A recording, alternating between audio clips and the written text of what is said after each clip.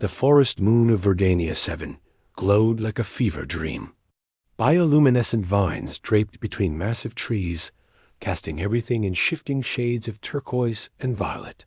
Marcus Venn guided his hoverbike through the undergrowth with the practiced ease of someone who'd spent too many years hauling questionable cargo through questionable places. His ship, the Wandering Star, sat 3 kilometers north, waiting while he investigated reports of salvage from a crashed survey vessel. The job was supposed to be simple: find the wreckage, grab anything valuable, get paid. Simple jobs had a way of becoming complicated in Marcus's experience. "You're approaching the reported coordinates," Orbit announced through his helmet com. The ship's AI had a tendency towards stating the obvious. "I'm detecting unusual energy signatures, approximately 200 meters ahead." "Define unusual," Marcus muttered, slowing the hoverbike as the forest grew denser. "If I could define it, it wouldn't be unusual, would it?" Orbit replied with digital sarcasm. "Perhaps you should investigate like the highly trained professional you claim to be." Marcus shook his head. He'd salvaged ORB, IT's personality matrix, from a decommissioned military vessel 5 years ago, and sometimes he regretted not wiping it clean first. The AI had developed an attitude somewhere between helpful assistant and judgmental. Older sibling. The hoverbike emerged into a clearing, and Marcus killed the engine immediately.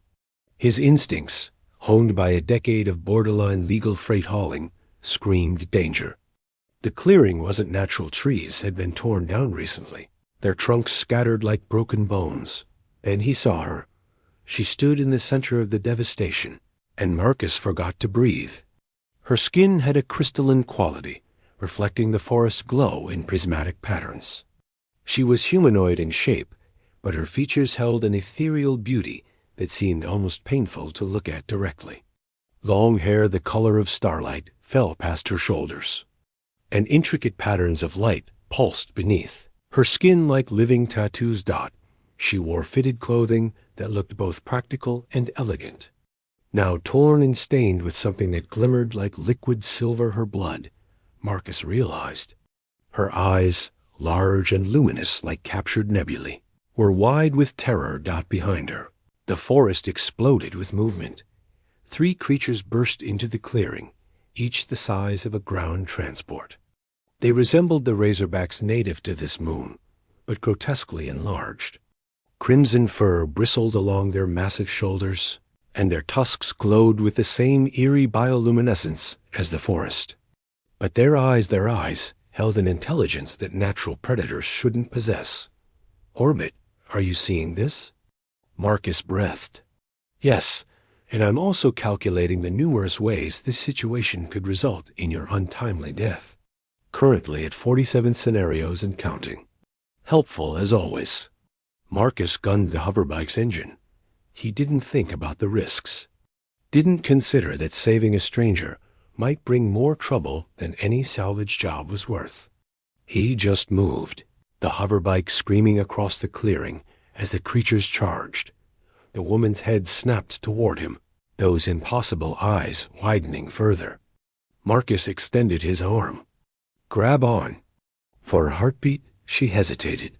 Then the ground shook with the impact of massive hooves, and she moved. Her hand grasped his forearm with surprising strength, and Marcus hauled her onto the bike behind him. She wrapped her arms around his waist, pressing against his back, and he felt heat radiating through her, even through his jacket. "Hold tight," he shouted, twisting the throttle. The hoverbike leaped forward, just as the lead creature's tusks slashed through the space they'd occupied. Marcus wove between trees, the woman's grip tightening with every sharp turn. Her body moved with his, anticipating his movements with uncanny precision. "They're still pursuing," she called out, her voice like wind chimes in a storm. "They won't stop." "Neither will I," Marcus replied, spotting a narrow ravine ahead. "When I say now, lean with me." The ravine approached fast, a natural gap between 2 sections of forest. Marcus had maybe 3 seconds to decide if the hoverbike could make the jump. Behind them, the creatures gained ground, their grunts and snarls mixing with the whine of the bike's engine. "Now!" Marcus shouted. They leaned together, and the hoverbike sailed across the gap. For one eternal moment, they hung suspended between earth and sky, the woman's arms like iron bands around him. Then they landed hard on the other side, the bike's stabilizers screaming in protest. Marcus fought for control, guiding them through a dense thicket. Behind them, he heard an enraged roar, followed by a heavy crash. He glanced back to see one creature had attempted the jump and failed, its massive body tumbling into the ravine. The other two skidded to a halt at the edge, their glowing eyes fixed on their escaping prey with disturbing intelligence. Marcus didn't slow until they put 5 kilometers between themselves and the ravine. Finally, in a small glade where the bioluminescent vines formed a canopy of soft light, he brought the hoverbike to a stop. "You all right?" he asked, twisting to look at his passenger. She slowly released her grip and slid off the bike with fluid grace. Up close, Marcus could see the patterns beneath her skin shifting like aurora lights. Her clothing, though damaged, was clearly made from advanced materials he'd never seen before. "I am unharmed," she said carefully, as if tasting each word. "You saved my life. I am grateful." Marcus pulled off his helmet, running a hand through his dark hair. Sweat plastered it to his forehead, despite the cool forest air. "Marcus Venn," he said, extending his hand. "Though most people just call me Venn."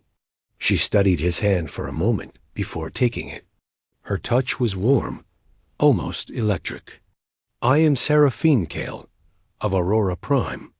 Her grip was firm, confident. "I owe you a debt I may never be able to repay." "Let's start with an explanation," Marcus said, reluctantly releasing her hand. "Those things back there, they weren't natural, were they?" Seraphine's expression darkened, the light patterns beneath her skin flickering like disturbed water. "No, they were created, designed to hunt one specific thing." Her hand went to a pocket in her clothing, touching something hidden there. "To hunt me, or rather, what I carry. And what would that be?" She hesitated, those luminous eyes searching his face. Whatever she saw there must have satisfied her, because she withdrew a small object from her pocket. It was roughly the size of a human heart, crystalline and pulsing with internal light that matched the patterns on her skin. Colors swirled within its depths azure, crimson, gold like a captured sunrise. "This is the Aurora Core," Seraphine said softly. "The heart of my world's power source. It was stolen generations ago by the Syndicate Collective, used to drain my planet's life energy. My people have been slaves to their technology ever since." She met his eyes. "I stole it back." Marcus let out a low whistle. "You're telling me that little thing can power an entire planet?" "In the right hands, yes. In the wrong hands." She didn't finish the sentence, but her meaning was clear. "And those creatures?" "Bioengineered trackers. They sense the core's energy signature. The Syndicate will have sent more by now. Many more." "Marcus," Orbit's voice crackled in his earpiece, "I strongly suggest you reconsider whatever heroic notion is forming in that romantically inclined brain of yours.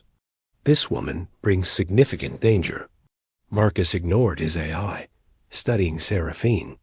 She stood with quiet dignity despite her torn clothing and the silver blood dried on her arms. There was strength in her bearing, determination in her eyes. She'd stolen from slavers, fought to free her people, and now stood alone in a hostile forest with only a stranger for protection. "My ship's about 3 kilometers north," Marcus said finally. "We can make it before dark if we move fast." Relief flooded Seraphine's features, making her even more breathtaking. "You would help me? Even knowing the danger?" "I didn't rescue you just to leave you here for those things to find," Marcus replied.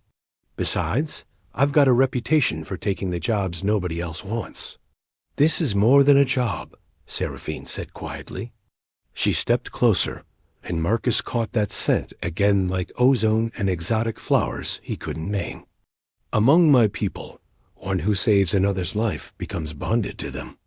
It is not a debt of payment, but a connection of souls. Marcus felt heat rise to his face.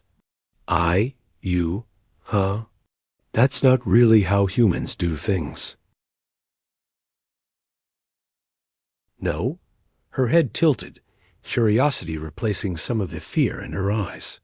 How do humans acknowledge such bonds? We take things slower. Get to know each other first. He cleared his throat. Maybe over drinks once we're not being hunted by monster boars. A smile transformed Seraphine's face, lighting her features from within. I would like that, Marcus Venn. The hoverbike's proximity alarm chirped urgently. Marcus checked the display and swore. More movement. 2 kilometers out and closing fast. The syndicate? Seraphine asked. Or more of those creatures. Either way, we need to move. Marcus swung onto the hoverbike. Climb on. Seraphine settled behind him, her arms wrapping around his waist once more. This time, Marcus was acutely aware of every point of contact her body pressed against his back. Her breath warm against his neck, the subtle shift of her weight as he gunned the engine. Hold on, he said. Perhaps unnecessarily given her grip, they raced through the forest, the bioluminescent plants blurring into streaks of color. Seraphine's presence behind him felt right somehow, natural, as if they'd ridden together 1,000 times before. Your heart rate has increased, she observed, her lips close to his ear. Is it the danger or something else? Marcus nearly swerved into a tree. Bit of both, he admitted. You're not making it easy to concentrate. Should I hold on less tightly? Don't you dare. Her laugh was like music, and Marcus found himself grinning despite the danger. Behind him, he could hear the pursuit drawing closer grunts and crashes through the undergrowth. But ahead, through the trees, he could see the wandering star waiting in a small clearing. There she is, he called back to Seraphine. Not much to look at, but she's fast and reliable.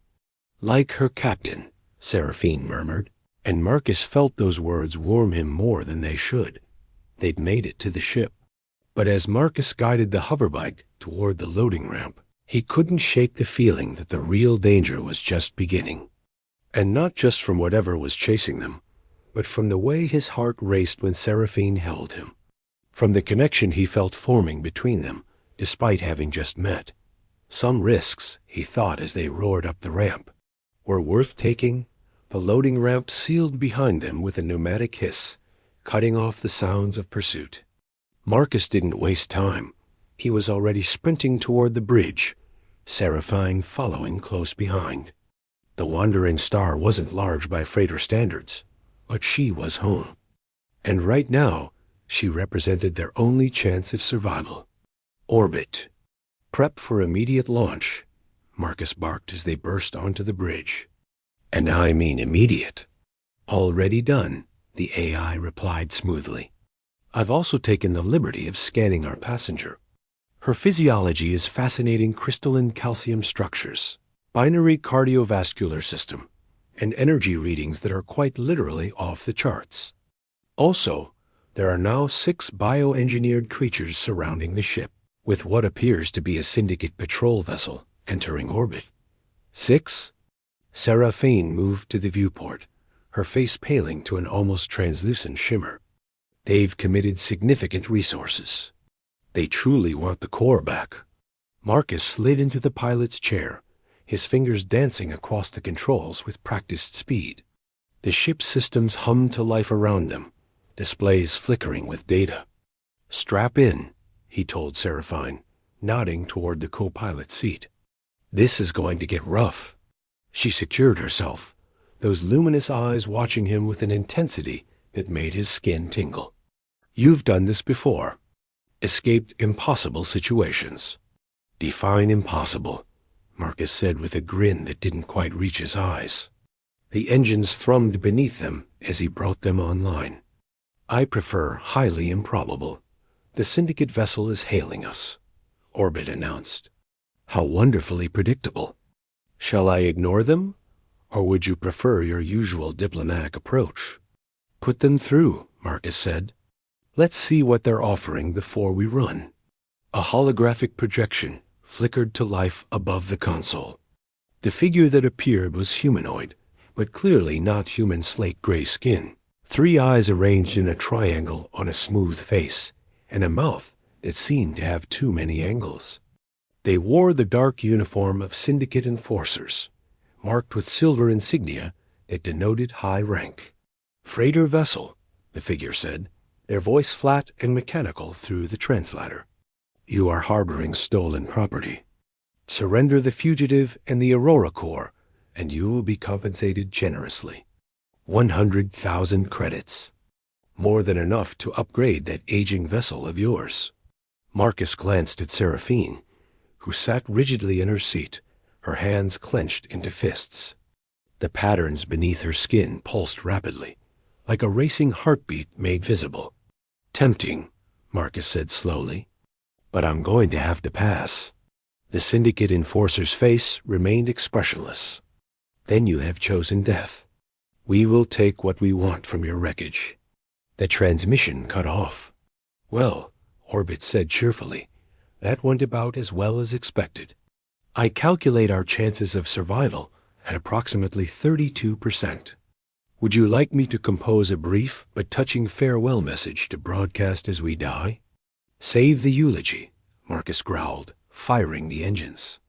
We're not dying today. The wandering star shot upward, leaving the forest moon behind in a blur of green and blue. The creatures on the ground became tiny specks, then vanished entirely as they broke atmosphere. Stars spread out before them, brilliant and infinite. Syndicate vessel is pursuing, Orbit reported. They're faster than us, more heavily armed, and their shields are approximately 3 times stronger than ours. On the positive side, I suppose we'll have an excellent view of space before we're vaporized. You're really not helping, Marcus muttered, checking his tactical display. The Syndicate ship was indeed gaining, a sleek predator to his aging cargo hauler. But Marcus hadn't survived a decade of risky jobs by playing fair. There, Seraphine said suddenly, pointing at the viewport. That asteroid field. Can we lose them there? Marcus studied the tumbling rocks ahead, a dense cluster of debris from some ancient planetary collision. It was exactly the kind of place that could tear a ship apart if the pilot wasn't careful. It was also exactly the kind of place where a smaller, more maneuverable vessel could lose a larger pursuer. Orbit, plot a course through the field. Tightest route you can manage. That would be suicidal, the AI replied.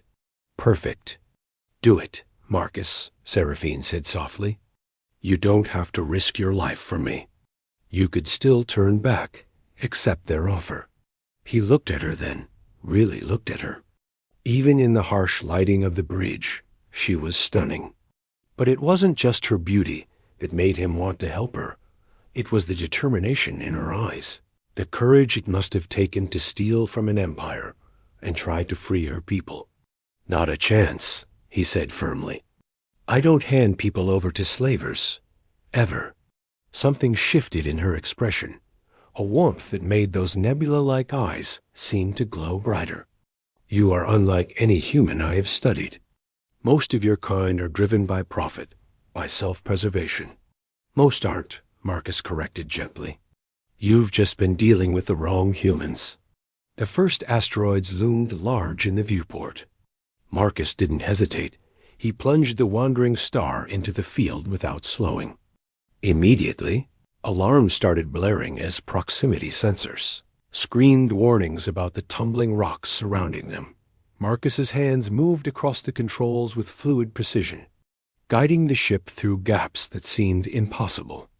Left, right, up the ship danced through the chaos like a leaf in a storm. Beside him, Seraphine gripped her armrests, but didn't make a sound, her eyes fixed on his face rather than the deadly rocks flashing past the viewport. "They're following," Orbit announced. "And firing. Brace for impact." Energy bolts lanced through space, one grazing their starboard side. The ship shuddered, but Marcus kept them moving, using the asteroids themselves as shields. "Return fire," Marcus ordered. "With what?" Orbit replied. "Our cargo hauler's defensive weapons are approximately as threatening as harsh language. However, I'll do my best to look menacing." The Wandering Star's rear guns, designed more for deterring pirates than actual combat, fired back. Their shots were weak but served their purpose, forcing the Syndicate ship to adjust its course slightly. Marcus saw his opening. A massive asteroid loomed ahead, easily the size of a small moon, with a narrow canyon cutting across its surface. Without hesitation, he aimed straight for it. "Captain," Orbit said with unusual urgency, "that gap is 30 meters wide. We are 32 meters wide." "Then I suggest you recalculate," Marcus replied through gritted teeth.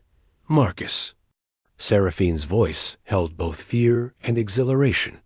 The canyon walls blurred past on either side, so close that Marcus could see the individual craters and ridges on the asteroid's surface. Scraping sounds echoed through the hull as their shields barely kept them from smashing into the walls. Then they were through, shooting out the other side into clear space. Behind them, the Syndicate vessel attempted to follow. But where the Wandering Star had slipped through by centimeters, the larger ship didn't have the same clearance. It tried to pull up at the last second, but its momentum carried it forward. The sickening crunch of metal on rock echoed across their sensors as the Syndicate ship's wing clipped the canyon wall, sending it into a wild spin. "Yes!" Marcus pumped his fist in triumph.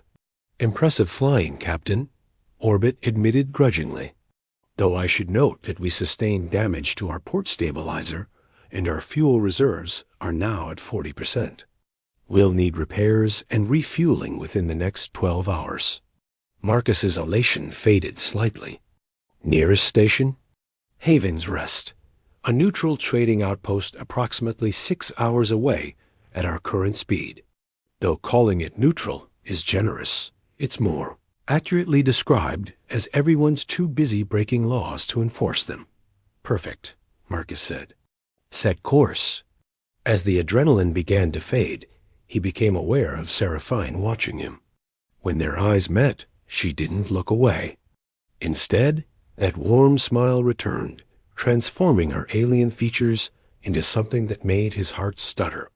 "That was incredible," she said softly. "The way you moved the ship, it was like watching an artist paint." Marcus felt heat creep up his neck. "Just experience. Done a lot of running in my time." "No," she insisted.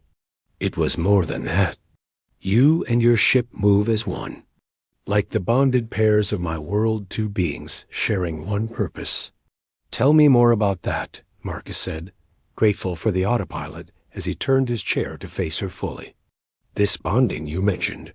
Seraphine's patterns pulsed with soft pink and gold hues. "On Aurora Prime, when two souls connect deeply, we believe their life energies begin to resonate together. It starts with a life-debt one saving the other. But it deepens through shared danger, through trust built in moments of crisis." Her eyes held his. "Through the choice to stand together when it would be easier to stand apart."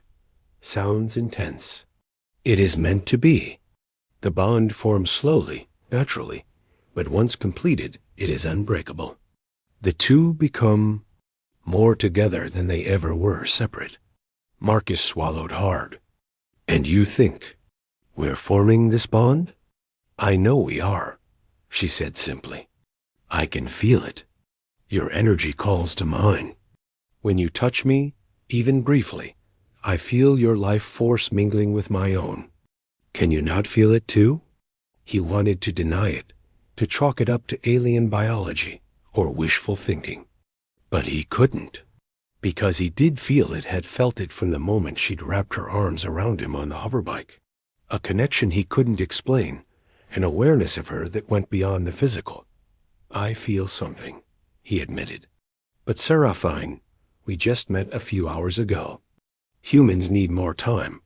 "Time is not what creates bonds," she interrupted gently. "Shared souls create bonds.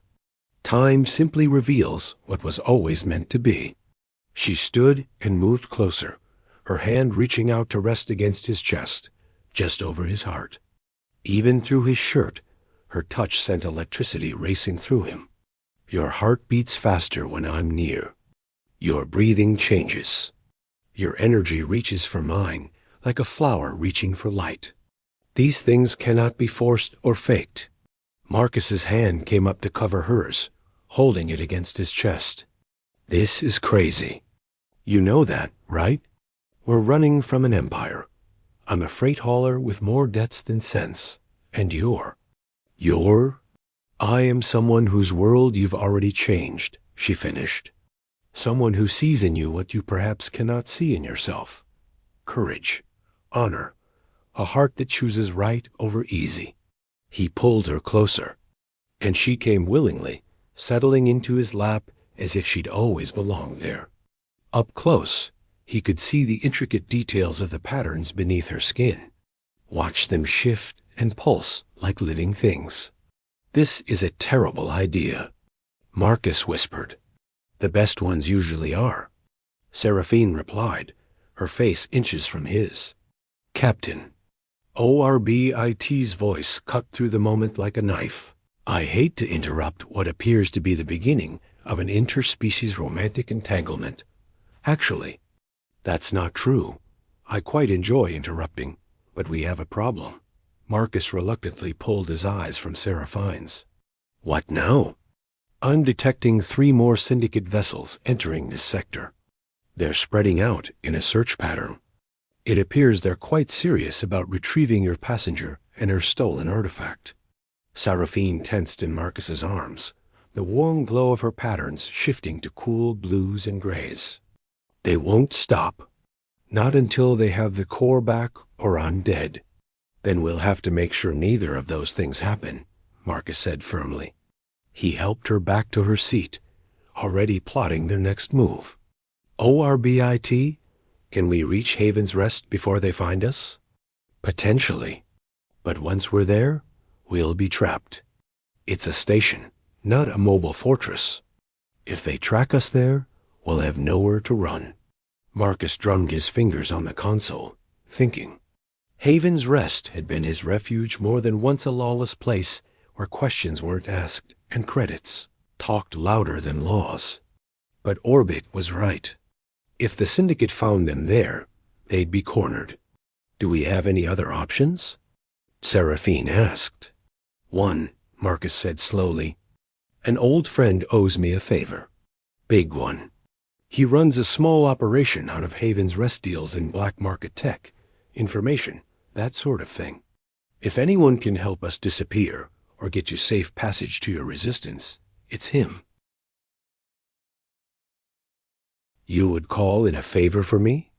Seraphine's voice was soft with wonder. "These favors must be valuable in your culture." "Very valuable," Marcus confirmed. "But some things are worth more than favors."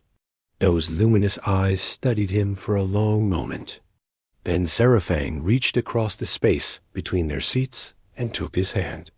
Her fingers interlaced with his, and Marcus felt that now familiar electricity arc between them. "Among my people," she said quietly, "there is a ritual called the resonance. It is performed when 2 souls recognize their bond and wish to deepen it. It involves sharing energy, memories, emotions. It is ... intimate." Marcus's mouth went dry.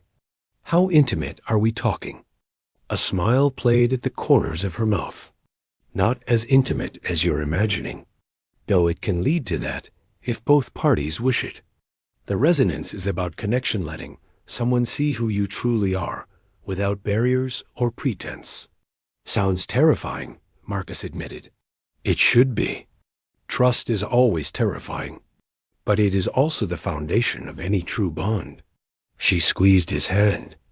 When we reach Haven's Rest, when we have a moment of safety, I would like to share the resonance with you, if you're willing. Marcus looked at their joined hands as rough and scarred from years of manual labor, hers smooth with that crystalline quality that caught the light. They shouldn't fit together. By all logic, they came from worlds too different to bridge, but logic hadn't saved her from those creatures. Logic hadn't guided them through the asteroid field, and logic couldn't explain the way his heart soared when she smiled at him. I'm willing, he said. The journey to Haven's Rest passed in a strange mixture of tension and peace. They talked about her world, his past, the small details that made them who they were. Marcus learned that Seraphine had been a scholar before the rebellion, studying ancient texts about Aurora Prime's history before the Syndicate invasion. She learned that Marcus had been running from a failed relationship and family expectations when he'd bought the Wandering Star and struck out on his own. Do you regret it? She asked. Leaving your old life behind? Marcus considered. No, that life wasn't mine. It was who everyone else wanted me to be. Out here, running freight, taking impossible jobs. This is who I am. A rescuer of strangers, Seraphine said with a smile. A man who flies through asteroid fields and refuses blood money. Yes, I can see why you needed to leave. That person they wanted you to be would never have saved me. Haven's Rest approaching, Orbit announced, and I'm pleased to report no Syndicate vessels in the immediate vicinity. They appear to be searching the outer sectors. We may have actually lost them, which is both surprising and mildly disappointing. I had prepared several excellent death speeches. Save them for later, Marcus said. Guiding the ship toward the station, Haven's Rest hung against the black of space like a rusted crown. Built from salvaged ships and stations, it had grown organically over decades into a sprawling maze of docking bays, market corridors, and living quarters. Lights flickered in mismatched patterns, and ships of every make and design clustered around its docking arms like remora around a shark dot. It was beautiful in its own chaotic way. Welcome to Haven's Rest, Marcus said as they approached. Try not to make eye contact with anyone who looks dangerous, which is pretty much everyone. And whatever you do, don't let anyone see that core of yours.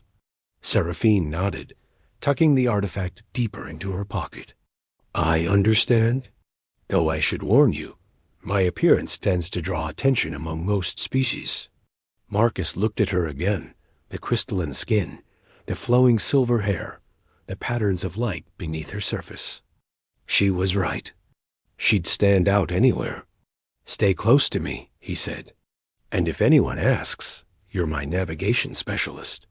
We're here for repairs, nothing more. As they docked and prepared to disembark, Marcus couldn't shake the feeling that they were walking into another kind of danger. But when Seraphine slipped her hand into his, that connection singing between them, he found he didn't care. Some risks, he thought again, were worth taking, and she was worth any risk at all.